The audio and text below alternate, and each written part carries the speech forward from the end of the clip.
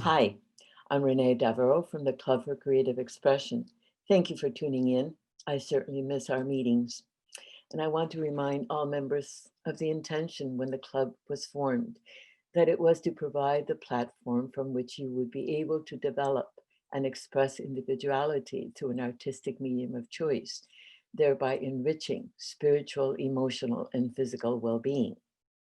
A lot has happened in our world since then, but I want to have everyone remember your individual intentions and your commitment to what you wanted to create and to keep those intentions alive. Perhaps we'll be able to meet and inspire each other later on this year.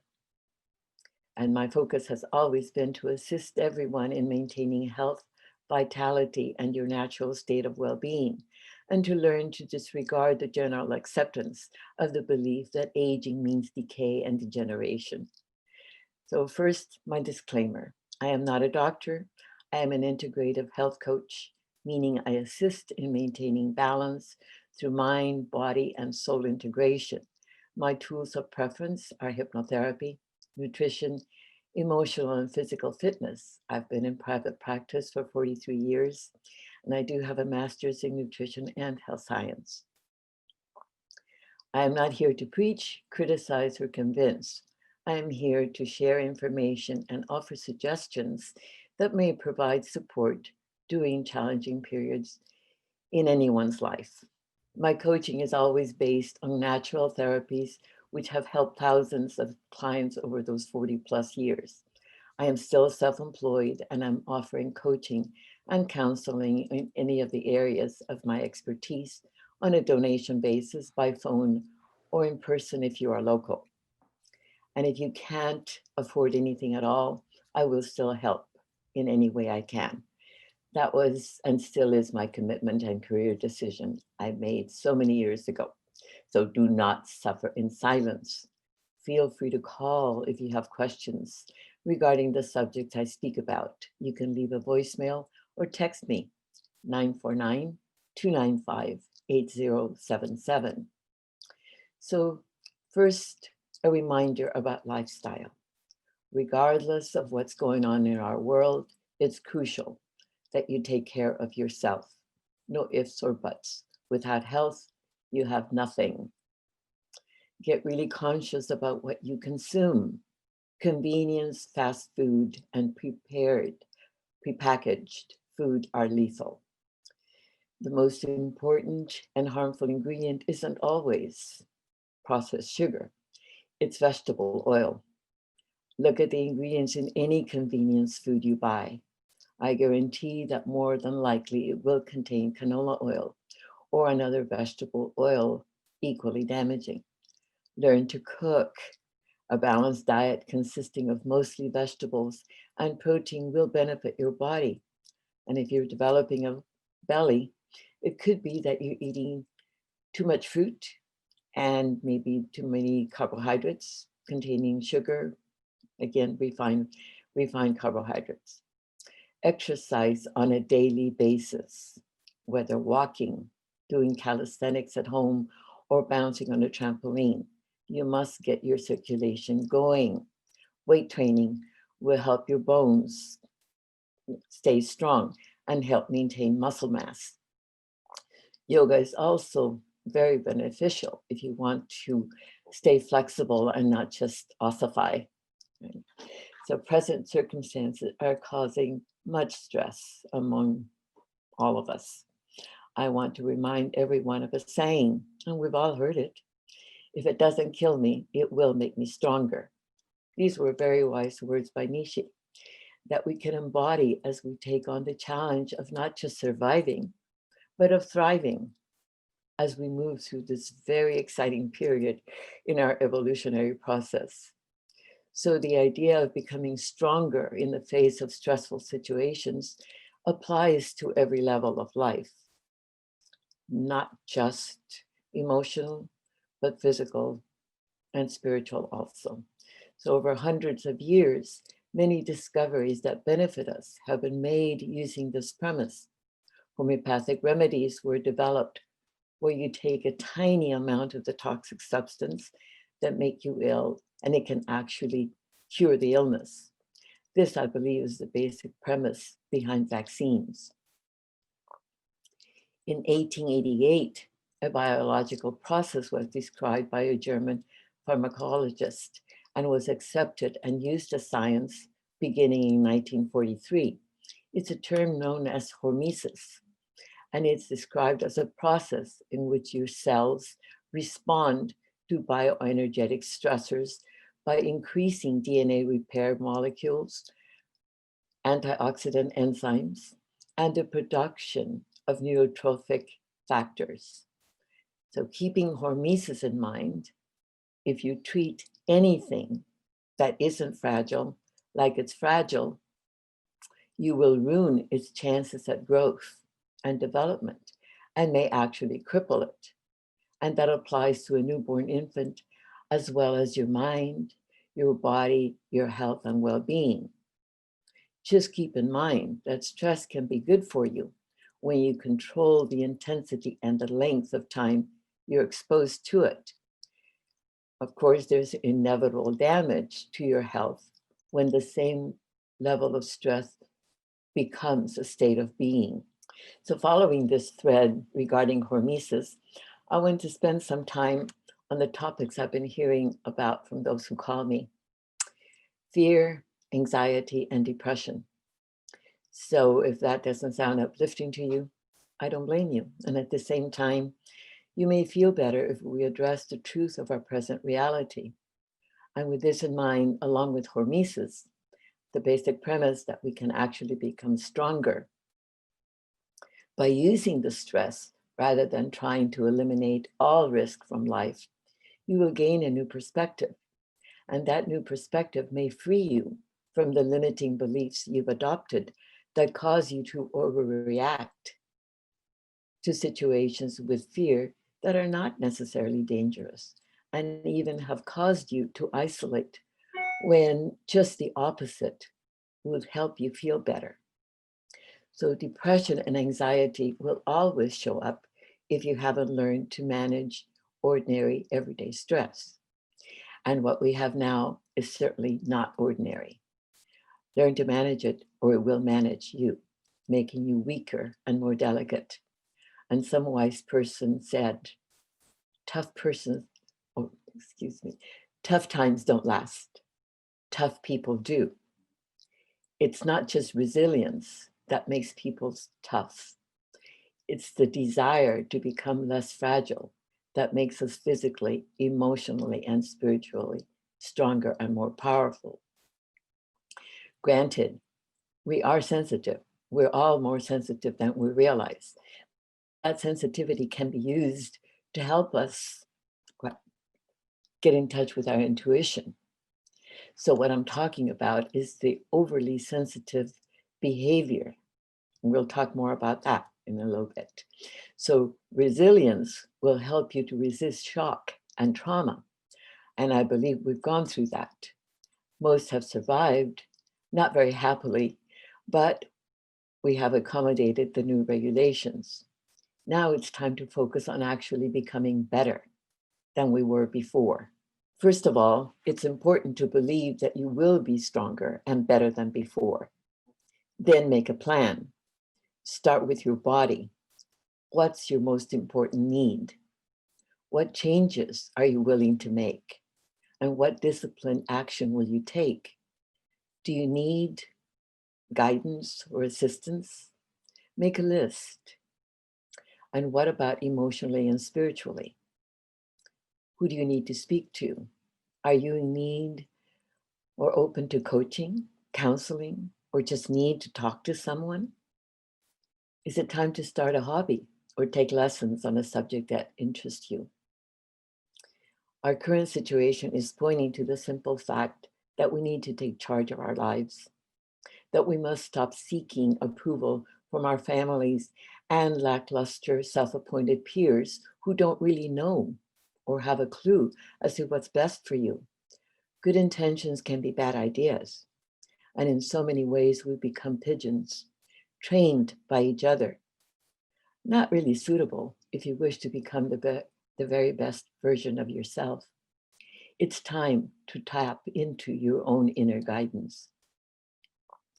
Discover what you value, not anyone else, but what you personally value. I can't tell you how many people go through life not ever giving values a second thought.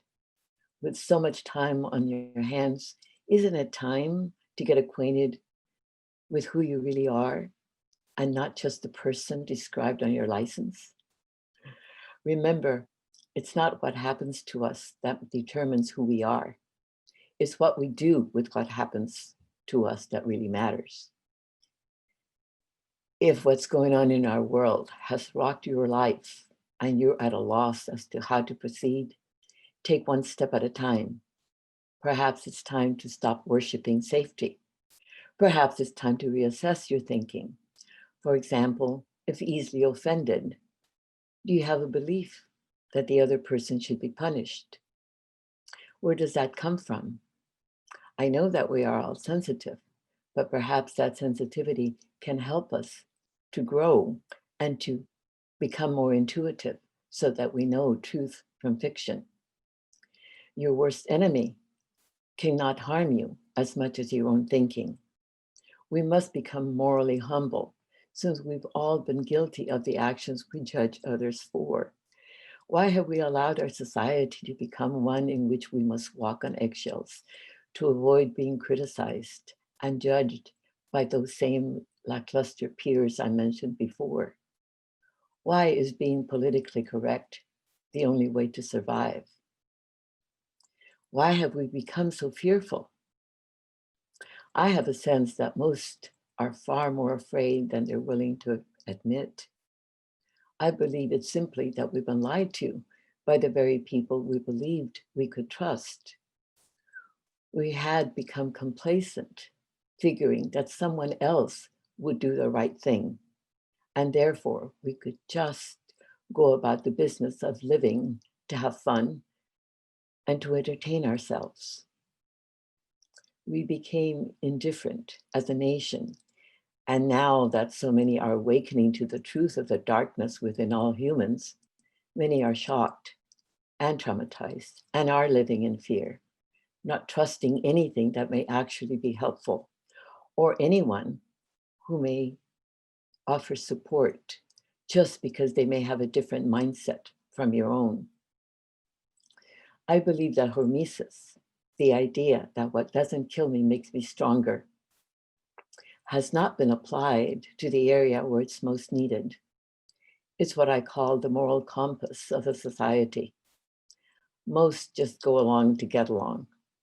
Few will take a stand for fear of losing favor. I remember being in my teens and I was sad because I wasn't popular. And I heard from somewhere inside, "You're not here to win popularity contests." Wow, did that make an impression? It has stayed with me all my life and helped me make a career choice that I've never regretted, although much of my journey has been uphill. We must connect to what's inside. That's the true communication we yearn for and what we're really about, not just the glossy, glitzy appeal of what's on the surface, but the things that have meaning from within, the true beauty that is our nature as human beings. When I suggest that you examine values, I'm asking, what is most important to you? A number always say love, and that's wonderful. Then my next question is usually, how do you interpret and personify what you hold most dear? I believe that we each have a different interpretation of how each value is demonstrated. Will you embody that which you say has the greatest meaning and become it? If love is your greatest value, are you being tolerant and accepting of what others do and believe in, even if not in agreement with what you believe? We don't all need to agree, My highest and most important value is freedom, followed closely by integrity. I was born in a third world country, so coming to the United States was an unimaginable gift and blessing. The mere thought that we can allow self-serving and corrupt people to dictate our behavior is intolerable to me. So do you see the importance of knowing yourself? I think we all need to know where to draw the line in the sand to be able to pick our battles and be at peace with ourselves when we make our final exit. During this extraordinary period, are you getting a sense of the fear that resides in every human and not judge it? Compassion is key, and being compassionate with ourselves is vital.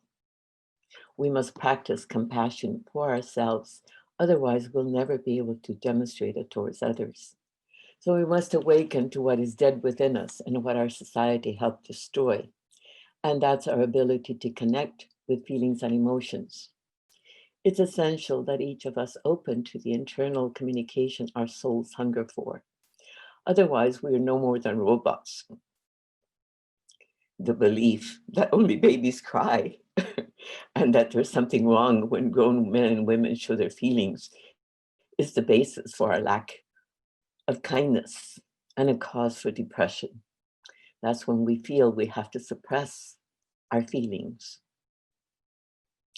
So there are many other causes for depression, but among them is the feeling of powerlessness. That's the feeling that we can't do anything about circumstances and may be feeling victimized, which in turn creates anger. And today I want to address what's called anhedonia. It's a major depressive disorder rooted on a loss of interest in previously enjoyable or rewarding activities. And sometimes it's not necessarily a loss of interest, but maybe the activity is just not available to you. So depression may set in. For some, it can be a lot more serious in that there is a loss of communication between the prefrontal cortex and another part of the brain, the nucleus accumbens, causing a loss of motivation, no purpose in getting up and living life. And that is a physical disorder. So that needs medical attention. For me, all situations can and should be addressed. That's the reason I keep reminding everyone to take care of yourselves. Much can happen to your body if you don't educate and discipline yourself as to the priceless treasure that it is. So if fear has caused you to withdraw from living life, perhaps it's time to commit to a routine of getting up and engaging in things you love to do that can still generate passion for you. And stop staring at screens. Most of what you see on TV is unsettling and drains you of what little vitality you may still have. Plus, watching those screens all day will narrow your field of vision, as well as your perception of the world. There is such a thing as mind control and programming that can take you on a path of self-sabotage and self-destruction. And you may believe that you're beyond such childish stuff, but let me assure you, you are more susceptible than you can imagine. I speak often about hypnotherapy, which is a form of psychotherapy used to shift thoughts and behaviors at the level of the subconscious mind. That's the part of my work designed to empower you, since we operate from a conscious mind only 5% of the time. When you watch TV, you're in a relaxed state and subconsciously open to receiving messages and instructions from those who don't have your best interest at heart. Their only interest may be in lining their own pockets. So if you want to get serious about becoming the very best version of yourself, there are hobbies you may want to adopt, skills you may want to develop. You may be curious and want to learn about energy and spiritual healing, breathing techniques that will help your lungs become stronger. writing affirmations, meditation, prayer. These suggestions will help cultivate courage in your mind, set the intention, and believe you will be stronger and better than you were before this all started. Make believe you're in training for a competition, whether a marathon runner or whatever you can imagine. Commit to exercising on a daily basis. And how about learning a new language or perfecting the one you're most familiar with? What's important here is that you can use the power of your mind to reinvent your life, whether you have retired or not. You can still use and develop the creative spark that's in all of us. Encouraging others to liberate themselves and express what makes each one unique has been my mission, because I know so well how one feels when a skill is mastered. And we all know that all the riches in the world would not replace what we feel in that moment. The feeling of a job well done, that we are capable, and that nothing can ever take it away. Wow, that's accomplishment. And something I'd like everyone to experience, client or not. We're far more than we've been programmed to believe we are. It's time to break through the beliefs and fears that have caused so much misery in our civilization. I read a quote by Stephen Jobs that I believe may help change perspective. He said, "Remembering that you're going to die is the best way I know to avoid the trap of thinking you have something to lose. You're already naked. There's no reason not to follow your heart." I'd like to make another point to the aging community and those who are living in fear. The simple fact that, yes, life is to be treasured, and many of us are getting way up in our years. We've been very fortunate and have had incredible experiences. We've lived during an absolutely most exciting period of existence with freedom, creating lives of meaning that currently may be seen as old school and irrelevant. Nevertheless, it's been extraordinary. So isn't it time we take a deep breath, lift our heads with pride for the courage we've had, and realize that we are all going to die eventually, and know that through every challenge we did in fact become stronger. And if a virus is going to cause our demise, well, then so be it. Would you not rather die with a positive attitude and not cowed in fear? Be bold, be smart, and while you're at it, let go of the coddling that has become a way of life for so many. That may seem contradictory because I'm talking about sensitivity and how that can help you. But at the same time, coddling, I mean coddling by eating comfort food, by not being willing to take a risk. I say, be willing to risk. What is it that your inner self wants? If following your heart is the first priority, then in order to do that, we must be honest with ourselves as to what gets in the way. Perhaps it's time to resolve once and for all your greatest emotional wound. Perhaps it's time to admit an addiction and commit to recovery. The time for frivolity is long gone.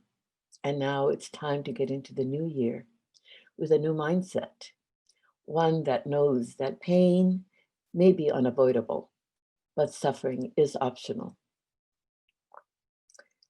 Once again, a reminder to not suffer in silence. Call or text if you have questions or need support with diet, fitness, or making the best use of the power of your mind. And again, if you are interested in participating in any of the classes that I can't conjure up, whether nutrition or balance or whatever, please let me know if you are interested. I want to close with a quote by Gandhi that a friend sent to me. And that's, your beliefs become your thoughts become your words become your actions become your habits become your values become your destiny. And now you know why I asked that you examine your values. Thank you for watching.